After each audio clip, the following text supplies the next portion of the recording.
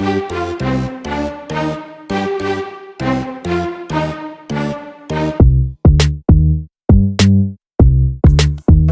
থাম্বনেলে already তোমরা এই cute আউলের ওয়াল হ্যাঙ্গিংটার picture দেখেই নিয়েছো, তাই আর বেশি বকবক না করে ডাইরেক্ট ভিডিওটা শুরু করি। তো এটা বানানোর জন্য বেশ কিছু টুকরো টুকরো কার্ডবোর্ড জোগাড় করেছিলাম, আর যে রেফারেন্স পিকচার দেখে আমি এটা আজকে বানাবো সেটা দেখে কিন্তু আমি এর আউটলাইনগুলো ড্র করে নিয়েছি, আর ব্যাক সাইডে নিজের সুবিধার জন্য কয়েকটা নাম্বারিং করে নিয়েছি। এটা বেসিক্যালি আমার বেস্ট ফ্রেন্ডের আবদারেই কিন্তু তৈরি করা। ও আমাকে একটা পিকচারে পাঠিয়ে বলেছিল যে এটা ওকে বানিয়ে দিতেই হবে।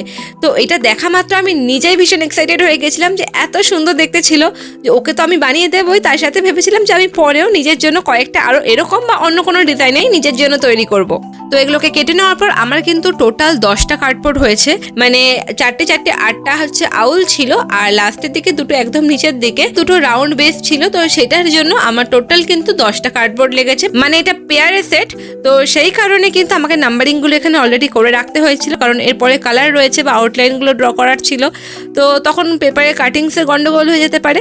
সো আমি সাজেস্ট করবো যদি নাম্বারিং করে নাও তো তোমাদেরই সুবিধা হবে। এটা আমি একদম বেসিক আইডিয়া থেকে বানিয়েছি, যেটা মাথায় এসেছে যখন ও রেফারেন্স পিকচারটা পাঠিয়েছিল।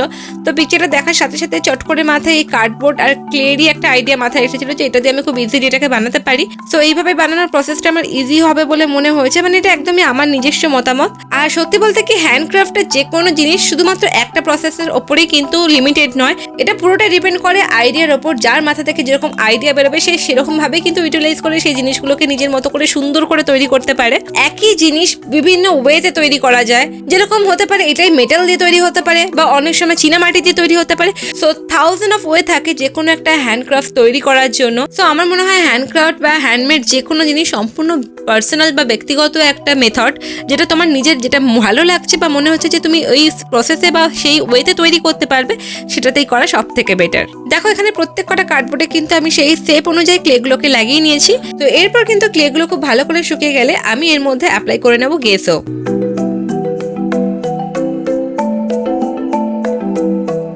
দেখো এই রেফারেন্স পিকচারটাই কিন্তু আমাকে পাঠিয়েছিল, আর এটা দেখে আমি আউটলাইনগুলো এই গেসোটা শুকিয়ে গেলে তার উপরেই আবার ড্র করব, আর তারপরে এটা দেখে দেখেই কিন্তু আমি কালার করার ট্রাই করব।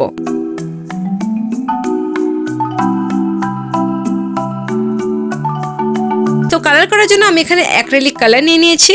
এখন এক এক করে রেফারেন্স পিকচারটা দেখে দেখে এখানে আমি কিন্তু কালারগুলোকে করব।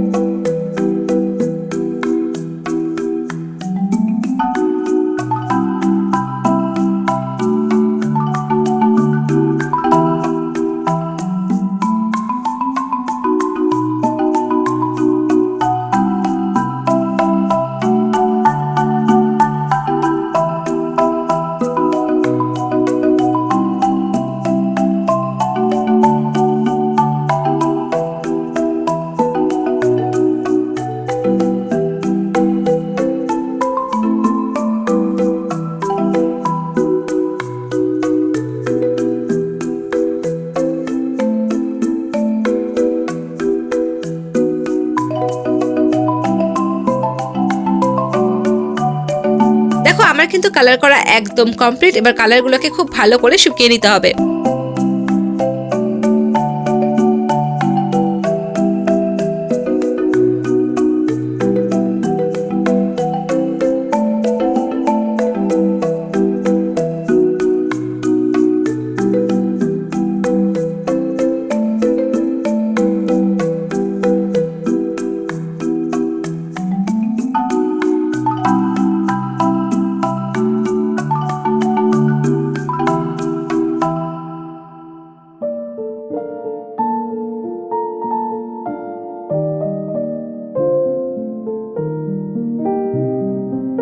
চলো, কালার তো শুকিয়ে গেছে, এবার কিন্তু আমাকে এটা হ্যাঙ্গিং এর ব্যবস্থা করতে হবে।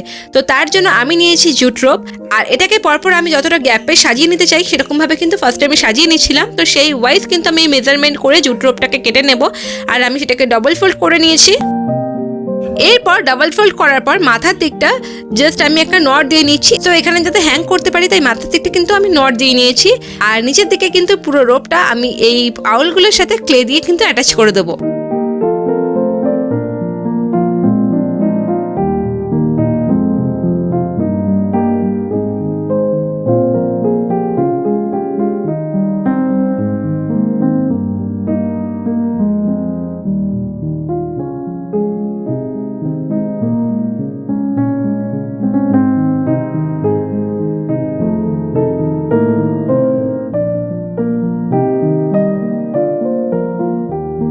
আর এই জুট রোপটার সাথে আমি কিন্তু এই আউলগুলোকে ভালোভাবে ক্লে আর গ্লু দিয়ে কিন্তু সুন্দর করে অ্যাটাচ করে দেবো। তো চলো দেখে নাও।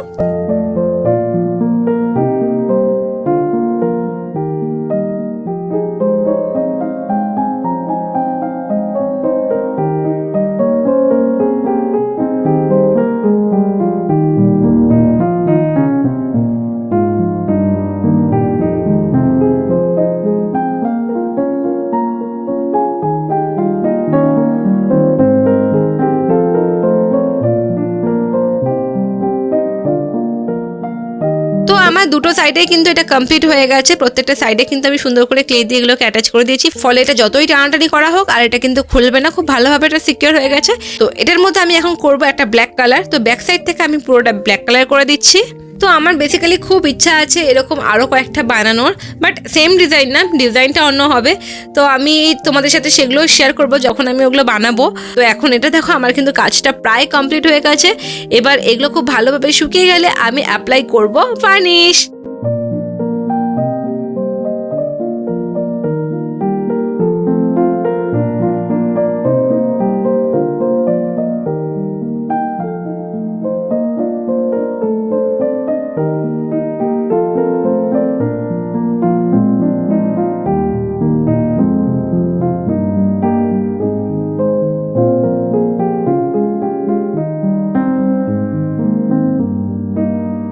ভার্নিশটা অ্যাপ্লাই করার পর কালারটা কিন্তু ভীষণই স্মুথ হয়ে গেছিলো, আর এটা কিন্তু একটা গ্লো করছিল, আর পুরো ব্যাপারটাই কিন্তু একটা গ্লসি এফেক্ট চলে এসেছিল।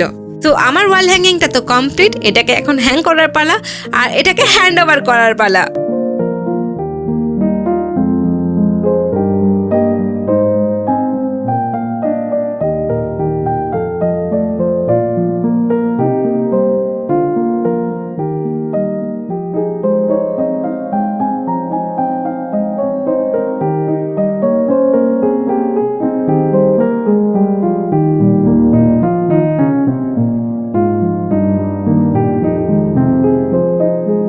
ওয়াল হ্যাঙ্গিংটা এতটা কিউট ছিল, মনে তো হচ্ছিল নিজের কাছে রেখে দিই, কিন্তু কি আর করা যাবে, ওর জন্যই তৈরি করা, ওকে তো দিতেই হবে। তো নিজের জন্য আমি পরে তৈরি করব, সেটা তো আমাদের সাথে শেয়ার করব।